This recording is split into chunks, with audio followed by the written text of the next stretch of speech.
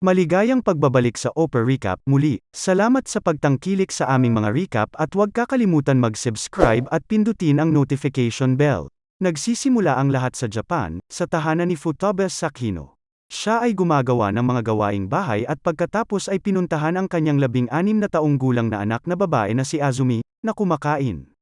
Nagrereklamo si Azumi tungkol sa pagkain, sinasabing kakaiba ang lasa nito, ngunit para kay Futaba ay normal ang lahat. Sa kabila ng pagiging dalaga ay tinuturing pa rin ni Futaba ang kanyang anak na parang bata, pinaghahanda ito ng makakain at sinusuklay ang kanyang buhok bago pumunta sa paaralan upang makapasok sa tamang oras.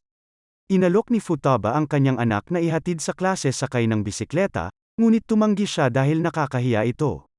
Sa kabila nito ay nananatiling positibo ang saloobin ng kanyang ina, na iniwan si Azumi na nakangiti. Si Azumi ay dumaranas ng pambubuli ng kanyang mga kaklase sa paaralan. Kaya inaamoy niya ang panyo na ibinigay sa kanya ng kanyang ina dahil kaamoy niya ito na nagpaparamdam sa kanya na ligtas siya. Si Azumi ay pinuri ng kanyang guro sa klase ng sining, ngunit sa sandaling matapos ang klase ay tinukso siya ng kanyang mga kaklase na inuubos ang kanyang mga pintura. Nang sinubukan na ipagtanggol ang kanyang sarili, hindi niya sinasadyang nadungisan ang palda ng isa sa kanila. Pagbalik kay Futaba, makikita siyang nagtatrabaho bilang isang tindera sa isang bakery. Gayunpaman, ang kanyang trabaho ay naantala ng makatanggap ng tawag mula sa paaralan tungkol sa kanyang anak. Nagmamadali siyang pumunta sa klinik at nakita ang kanyang anak na may mga pintura sa katawan. Nang tanungin kung ano ang nangyari, sinabi ng batang babae na ginawa niya ito sa kanyang sarili na isang malinaw na kasinungalingan na sinusubukan niyang itago. Ngunit siya ay napaiyak nang tanungin siya ng kanyang ina kung ano ang paborito niyang kulay. Nang tanungin si Futaba kung ano ang ginagawa ng kanyang anak sa bahay ay sinabi niyang lagi silang nag-uusap ngunit nang tinanong kung paano ang relasyon ni Azumi sa kanyang ama, sinabi niya na nawala ang ama nito noong 1 taon. Sa kanilang pag-uwi suot ang bagong damit, sinabihan ni Futaba si Azumi na huwag mag-alala at pumasok sa klase gaya ng dati. Nag-aalok ng magiliw na pagkilos, sumang-ayon si Azumi na sumakay sa kanyang bisikleta saka mahigpit na kumapit sa kanyang ina. Hating gabi sa bahay, pinaplansya ni Futaba ang uniforme ni Azumi para makapagpahinga ito. Kinabukasan, nahimatay si Futaba habang naglilingkod sa isang customer sa trabaho kaya napilitan siyang pumunta sa doktor. Tinanong siya kung kailan siya nagsimulang makaramdam ng mga sintomas, at sinabi niya na sa nakalipas na 3 buwan ay nakakaramdam siya ng panghihina, pagkahilo, at pagkawala ng panlasa kung minsan. Medyo nag-aalala ang doktor kaya sinabihan siyang magpasuri. Sa kasamaang palad ang mga resulta ay hindi maganda dahil siya ay may stage 4 cancer na nagsisimula sa kanyang pancreas at kumakalat sa buong katawan, isang bagay na hindi nalalabanan ng pagiging optimismo ni Futaba. Kinagabihan sa ibang lugar ay umiiyak si Futaba nang tawagan siya ng kanyang anak na tinatanong kung nasaan siya at mamamatay siya sa gutom kung hindi siya magluluto ng pagkain. Sinabi sa kanya ni Futaba na huwag mag-alala dahil uuwi siya sa lalong madaling panahon upang ihanda ang kanyang paboritong hapunan. Upang mahanap ang kinaroroonan ng kanyang dating asawa, nakipag-usap si Futaba sa isang pribadong investigador na nagngangalang Takamoto, na nagsasabing maaaring may kasamang ibang babae ang lalaki. Sa pagtatapos ng usapan, pinunasan ni Futaba ang mukha ng anak ni Takamoto. Nang magtanong si Futaba tungkol sa ina ng bata, ipinagtapat ni Takamoto na namatay ito sa panganganak. Mukhang alam ito ng bata kaya pinasigla ito ni Futaba sa pamamagitan ng pagsasabi sa kanya na ang kanyang ina ay tiyak na nanonood sa kanila mula sa langit. Sa hapunan ng mag-ina ay kumakain sila ng alimango, isang regalo mula sa babaeng nagngangalang Kimi na palaging nagpapadala ng isa sa kanila bawat taon sa parehong araw. Hiniling ni Futaba sa kanyang anak na sumulat kay Kimi dahil mas sasaya ang mga matatanda kung makakabasa ng mga liham mula sa mga bata kumpara sa matatanda at bukod dito, ito ay isang maliwanag na tuntunin ng pamilya. Para pasayahin siya, binigyan ni Futaba si Azumi ng magandang pares ng underwear dahil siya ay lumalaki na at nangangailangan ng damit na kasya sa kanya, na labis na ikinahihiya ni Azumi. Kinabukasan, hinarap ni Futaba ang kanyang dating asawang si Kazuhiro sa pamamagitan ng pagbisita sa kanya. Gayunpaman, nang makita siya ay hindi niya napigilan ang kanyang galit at napalo niya ito ng sandok. Hindi tulad ng inaasahan ni Kazuhiro, hindi siya naroroon para awayin siya. Dumating siya at ipinagtapat ang kanyang malalang kondisyon. Samantala nakasalubong ni Azumi ang isang bingi na babae na tinulungan niya, dahil sinusubukan nitong sabihin sa ibang tao na hanapin ang kanyang wallet. Pagdating ni Azumi sa bahay ay nagulat siya sa isang mesa na puno ng pagkain, para lamang malaman niya na naroroon ang kanyang ama, ngunit hindi ito nag-iisa. Ipinakilala ni Kazuhiro ang kanyang 9 na taong gulang na anak na babae, si Ayuko na kapatid ni Azumi. Lahat sila ay nagsasalo-salo sa isang hindi komportableng hapunan, nang biglang umalis si Azumi sa mesa. Nagpaliwanag si Kazuhiro kay Azumi na nagkulong sa banyo. Si Kazuhiro pala ay nakipagtalik sa ibang babae 11 taon na ang nakalipas, at 1 taon lamang ang nakalipas nang natuklasan niya na ang babae ay nabuntis at nanganak bilang si Ayuko. Sa pakiusap ng babae, tumira si Kazuhiro kasama silang dalawa, gayunpaman nawala ang babae pagkatapos ng 1 buwan na naiwan si Kazuhiro na mag-isa kasama si Ayuko. Sa kabila ng lahat ay hindi interesado si Azumi na patawarin siya, iniwan siyang mag-isa sa pasilyo. Habang nag-aalmusal, inanunsyo ni Futaba na muli nilang bubuksan ang kanilang bathhouse at hahatiin ang trabaho sa kanilang 4. Habang sila ay naglilinis, pinahahalagahan ni Azumi ang kanyang nakababatang kapatid na babae mula sa malayo. Magkasama, ang magkapatid ay nagsimulang mamigay ng mga flyer para malaman ng mga tao ang muling pagbubukas ng Sakino Bathhouse. Sinubukan ni Azumi na lapitan ang kanyang kapatid, ngunit ito ay mahiyain at nagsasalita lamang tungkol sa kung gaano kasama ang kanilang ama na si Kazuhiro. Habang nasa sasakyan, nagulat si Kazuhiro sa isang kaibigan na sinisisi siya sa pagkawala ng 1 taon, na iniwan ang kanyang asawa at anak na babae. Gayunpaman ay ngumiti lang si Kazuhiro at nagmaneho palayo. Mukhang masaya si Futaba sa bathhouse, ngunit hindi katulad ni Ayuko na nananatiling tahimik sa isang sulok. Hinarap ni Azumi ang kanyang ama. Sinabi sa kanya kung gaano kahirap para sa kanyang ina na alagaan siya sa buong taon na siya'y nawala. Pagkatapos ng hapunan, hindi sinasadyang nalaglag ni Futaba ang isang pinggan na nagpapakita na ang kanyang sakit ay lumalala. Sinabi ng doktor kay Kazuhiro kung gaano kalubha at hindi na malulunasan ang sitwasyon ni Futaba, iniisip niya na ang kanyang kalagayan ay nagmula sa stress at pagkahapo na nabuo nang siya ay mawala. Inalok siya ni Kazuhiro na pumunta sa isang ospital sa Tokyo ngunit sinabi sa kanya ni Futaba na hindi sulit ang halaga dito at mas mabuting tanggapin na lamang. Sa paaralan ay tinutukso ng buong klase si Azumi dahil nawala ang kanyang uniform dahilan para magsuot siya ng PE uniform. Dahil doon, tumanggi si Azumi na pumasok sa klase kinabukasan ngunit sinabihan siya ng kanyang ina na pumasok kahit na siya ay naka-PE uniform. Kaya nag-away ang dalawa at sinabihan siya ni Futaba na harapin ang kanyang mga kaklase nang hindi nahihiya sa kanila. Gayunpaman, tumugon si Azumi na wala siyang lakas ng loob na gawin iyon at pakiramdam niya ay mas mahina siya sa iba, hindi tulad ng kanyang ina. Iniwan siya ni Futaba pagkatapos sabihin sa kanya na hindi sila magkaiba. Pagkaraan ng ilang sandali, tumakbo si Kazuhiro upang sabihin kay Futaba na si Azumi ay nakasuot ng PE uniform. Ngayon ay nag-aalala si Futaba dahil hindi kumain ang kanyang anak. Sinabihan niya si Kazuhiro na dalhan si Azumi ng isang maliit na bote ng gatas upang mapanatag siya. Gaya ng inaasahan ay tinutukso siya ng kanyang mga kaklase kahit na wala naman siyang ginagawa sa mga ito. Nakipag-usap si Futaba kay Ayuko na ipinakikita ang pagmamahal at pagmamalasakit na tulad ng kay Azumi. Sa kalagitnaan ng klase ay naalala ni Azumi ang sinabi ng kanyang ina, kaya napagpasyahan niyang tumayo para sa sarili, naghubad sa harap ng lahat at hiningi ang kanyang uniform pabalik dahil may hinala siya na kaklase niya ang kumuha nito. Dahil sa tindi ng kanyang pakiramdam, nagsuka siya kaya dumiretso siya sa klinik kung saan ibinalik ang kanyang uniform ng taong hindi nagpakilala. Umuwi si Azumi na naka-uniform at ang kanyang ina ay naghihintay sa kanya na ipinagmamalaki siya habang si Ayuko ay nakatingin sa malayo. Kinagabihan ay binuksan ni Ayuko ang isang lihim na kahon, ngunit hindi ipinapakita ang nilalaman nito. Si Futaba na pagod sa kanyang kalagayan pagkatapos maglinis ng palikuran ay nakita kung paano kumukuha ng pera si Ayuko mula sa lagayan ng pera, at sinabi ito kay Kazuhiro. Habang sinisiyasat ang mga gamit ni Ayuko, nakita ni Futaba ang lihim na kahon na inihayag na ito ay isang alkansya na may sulat mula sa kanyang ina. Sa liham, ipinaliwanag ng ina ni Ayuko na maganda ang pakiramdam niya sa pagpapalaki sa kanya ng kanyang ama at kukunin niya ito sa susunod niyang kaarawan. Nagulat ang lahat nang tumakas si Ayuko, at napagtanto nila na ang kanyang kaarawan ay ang mismong araw na iyon, kaya pumunta sina Futaba at Azumi sa istasyon ng tren upang hanapin siya.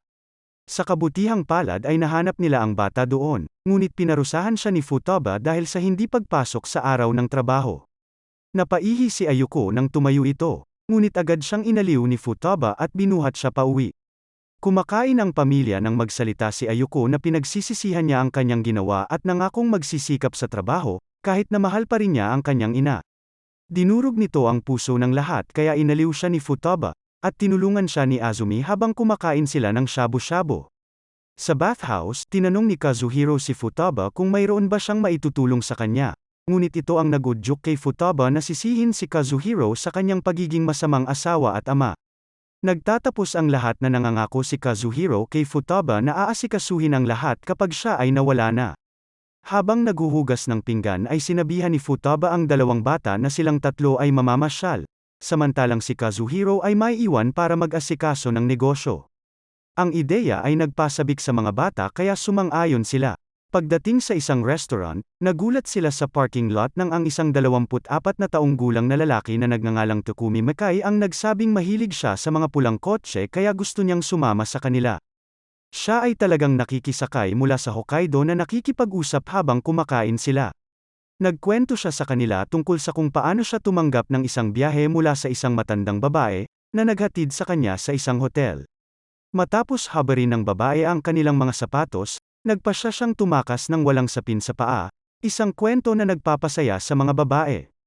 Sinabi nila kay Takumi na kakain sila ng spider crab, tahimik naman si Futaba na nilalabanan ang kanyang karamdaman habang nasa pamamasyal. Naghihinala si Futaba kay Takumi kaya habang nagmamaneho at natutulog ang mga batang babae, nagtanong-tanong siya kay Takumi dahil alam niyang hindi totoo ang pinapakita nitong pagkatao. Ipinaliwanag ng lalaki ang kanyang magulong sitwasyon sa pamilya at nagpasya siyang tumakas para makaalis sa gulong yon. Dahil sa kanyang sitwasyon ay tinawag ni Futaba ang lalaki na mahina, at sabihin sa kanya na marami pang oras na dapat niyang sayangin. Pagdating sa susunod na hintuan, nagpasya si Takumi na magpaalam na at ipagpatuloy ang kanyang walang patutunguhan na paglalakbay. Bago umalis ay niyakap siya ni Futaba. Sinabi sa kanya na mula ngayon ang kanyang layunin ay dapat papunta na sa Hilaga, na nagbibigay sa binata ng isang bagong layunin. Umiyak at niyakap siya pabalik ng binata saka tinanong si Futaba kung maaari niya itong bisitahin kapag naabot na niya ang kanyang layunin. Siya ay pumayag at sinabing huwag magtagal sa paggawa nito. Nagpaalam din si Takumi sa mga bata at sinabi sa kanila kung gaano sila kaswerte sa pagkakaroon ng kahangahangang ina. Kinagabihan sa hotel, napansin ni Azumi ang kanyang ina na umuubos sa banyo kaya ito ay nag-alok na tulungan siya. Tumanggi si Futaba at sa kalaunan ay makikita na siya ay nagsusuka na ng dugo. Kinabukasan, dumating sila sa isang hintuan malapit sa karagatan kung saan hinahangaan ni Futaba at ng mga bata ang kagandahan ng Mount Fuji. Sa isang restaurant ay pinagsisilbihan sila ng bingi na waitress, kung saan nag-order sila ng spider crab.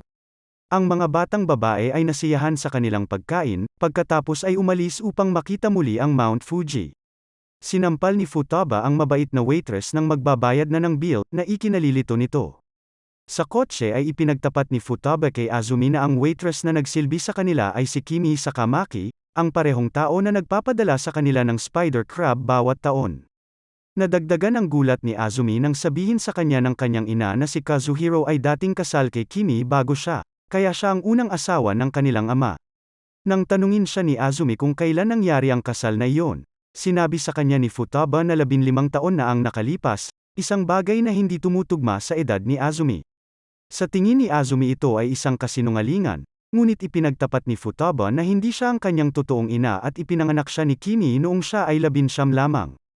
Dahil sa kanyang pagkabingi ay hindi niya marinig ang kanyang sariling sanggol, kaya nagpasya siyang tumakas 15 taon na ang nakakaraan. Ang masaklap pa, sinabi ni Futaba kay Azumi na dapat siyang magpakilala kay Kimi bilang kanyang anak, ngunit tumanggi si Azumi. Pinipilit ni Futaba si Azumi habang sinasabing may lakas siya ng loob na gawin yon dahil kung tutuusin ay anak pa rin siya nito. Ito ang mga huling salitang sinabi sa kanya ni Futaba bago iwan si Azumi doon at nangako na kukunin siya mamaya. Sa kanyang pag-iisip, naiintindihan niya na ngayon kung bakit kailangan niyang isulat ang mga liham na iyon taon-taon. Ito pala ay para sa kanyang totoong ina. Iniwan ni Kimi ang restaurant nang makitang mag-isa si Azumi at sa tulong ng isang board, tinanong niya kung siya nga ba si Azumi. Sumagot siya ng oo at ipinakilala ang sarili gamit ang perpektong sign language. Nang tanungin siya ni Kimi kung paano niya nalaman na ipahayag ang sarili ng ganoon, Sinabi ni Azumi sa kanya na ito ay dahil sinabi sa kanya ng kanyang ina na magiging kapaki-pakinabang ito balang araw. Samantala, dinala ni Futaba si Ayuko sa isang aquarium kung saan tinitingnan nila ang dikiya. Sinabi niya sa babae na si Kimi ay mas bata, mas maganda, mas malusog, at maaaring maging isang mas mabuting ina kaysa sa kanya. Ang tanging sagot ng bata ay hinawakan siya sa kamay. Sa kanilang pagbabalik ay hiniling ni Futaba kay Ayuko na hanapin ang kanyang kapatid, ngunit nakita ng mga batang babae si Futaba na nakahandusay na lang sa sahig nang bumalik sila sa sasakyan. Sa isang alaala na nauna nang iniuugnay kay Ayuko, ipinahayag na si Futaba ay isang mabuting ina matapos din siyang iwanan ng kanyang sariling ina. Sa ospital ay dumating si Kazuhiro at nakita ang mga bata at si Kimi. Lumipas ang mga araw, ngayon ay gumagamit na si Futaba ng wheelchair para sa transportasyon. Dinala ng mga bata si Futaba sa labas at tinanong niya si Azumi kung ano na ang nangyari kay Kimi. Sumagot siya na araw-araw silang sumusulat sa isa't isa at bibisita siya sa susunod na linggo. Sinabi ni Futaba sa mga batang babae na siya ay nananaginip tungkol sa kanyang ina kamakailan lamang dahil ang alam niya ay patay na ito. Naghihintay sa kanya sa langit kapag siya ay namatay na. Makikita natin kung paano naging mas malapit ang magkapatid at kung paano nag-aatubili si Kazuhiro na bisitahin si Futaba sa ospital, kahit na labis siyang nagmamalasakit sa kanya. Sa kanilang sunod na pagbisita ay binigyan ni Azumi si Futaba ng isang kahoy na figuri ng isang pyramid mula kay Kazuhiro, dahil ipinangako ni Kazuhiro sa kanya noon na dadalhin siya sa Egypt sa kanilang honeymoon. Muling binisita ni Detective Takamoto si Futaba kasama ang kanyang maliit na anak na babae, na nagbigay sa kanya ng pulang bulaklak. Inupahan niya si Takamoto upang hanapin ang kanyang ina at isiniwalat ng lalaki na ito ay nabubuhay pa. Siya ay 64 na taong gulang at ang kanyang pangalan ay Miyako Makoda. Nakatira siya sa Tokyo kasama ang kanyang asawa at anak na babae, kaya si Futaba ay nagdesisyon na puntahan siya. Tumungo sila sa Tokyo kung saan gustong magpakita ni Futaba nang wala ang kanyang wheelchair para hindi mag-alala ang kanyang ina. Ngunit masaklap ang nangyari dahil tumanggi si Miyako na makita siya kaya nawalan siya ng pag-asa. Gayunpaman, gusto niyang makita ang matanda kahit sa malayo kaya mula sa labas ng bahay ay pinapanood niya ang kanyang ina na masayang nakikipaglaro sa kanyang anak na babae at apo, hindi pinapansin ang kanyang presensya. Nang makita ang eksenang ito ay umiyak si Futaba, sa galit ay kinuha niya ang isang matigas na bagay saka itinapon ito sa bahay, dahilan para mabasag ang bintana. Nang makita ito ay nagpa siya ang detective na tumakas kasama si Futaba. Sa sumunod na araw nang bibisita sana si Azumi sa kanyang ina sa ospital, pinili na lang niyang umalis pagkatapos marinig ang sigaw ng kanyang ina sa sakit habang ginagamot. Sa isa pang pagkakataon habang naghihintay sa labas ng kanyang bahay ay nakita ni Azumi si Takumi, pagkatapos ng 75 na pagbabiyahe ay bumalik siya mula sa Hilaga upang bisitahin sila. Kasabay nito ang pagdating din ni Kimi upang makita sila. Ipinaliwanag ni Azumi ang sitwasyon ni Futaba kay Takumi. Nang dumating si Ayuko ay nagulat siya nang makitang bumalik ang kanilang kaibigan. Naghahanda si Kimi ng hapunan ngunit nang nakaupo na ang lahat para magsimula, dumating si Kazuhiro at nakikiusap sa lahat na tulungan siya sa isang bagay. Sa ospital ay nakatanggap si Futaba ng isang text na nagsasabi sa kanya na pumunta sa terrace, at pagdating dito ay nakita niya ang kanyang mga kaibigan at pamilya na bumubuo ng isang pyramid. Nagsalita si Takumi na nakamit na niya ang kanyang layunin kaya magtatrabaho na siya sa bathhouse ng ilang sandali. Sinabi naman sa kanya ni Takamoto na tutulong siya sa mga gawaing bahay. Si Kimi naman ay yumuko na sapat na para kay Futaba. Sa wakas ay ipinangako sa kanya ni Kazuhiro na maaasahan niya itong pananatilihing kontrolado ang lahat para makapagpahinga siya. Si Futaba ngayon ay nagnanais na huwag nang mamatay, habang nakakaramdam ng kaligayahan at kalungkutan.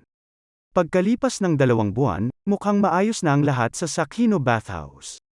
Si Azumi ay bumisita sa kanyang ina na ngayon ay halos hindi na makagalaw, isang nakakalungkot na eksena para makita ng batang babae. Gayunpaman, naglakas loob si Azumi na sabihin sa kanya na magiging maayos ang lahat at huwag nang mag-alala. Makalipas ang ilang oras, ang bathhouse ay pinalamutian para sa libing ni Futaba, kung saan maraming tao ang pumunta upang magbigay ng kanilang pakikiramay. Dumating si Takamoto kasama ang kanyang anak na babae, habang nagpapaliwanag kung paano hindi na makikita ng mga tao ang kanilang mahal dahil sa kamatayan. Lahat sila ay pumunta sa bukid kung saan magaganap ang libing. Pagkatapos nito, lahat sila ay nagsama sa isang nakaka-relax na mainit na paliguan, Para lamang makita kung paano nagsimulang maglabas ng pulang usok ang pausukan ng paliguan, ang paboritong kulay ni Futaba. Dito na nagtatapos ang kwento, sana ay nagustuhan mo ito. Kung hindi ka pa nakasubscribe ay mag-subscribe ka na upang matulungan mo ang channel na ito. Mag-comment ka na rin tungkol sa kwento. Salamat!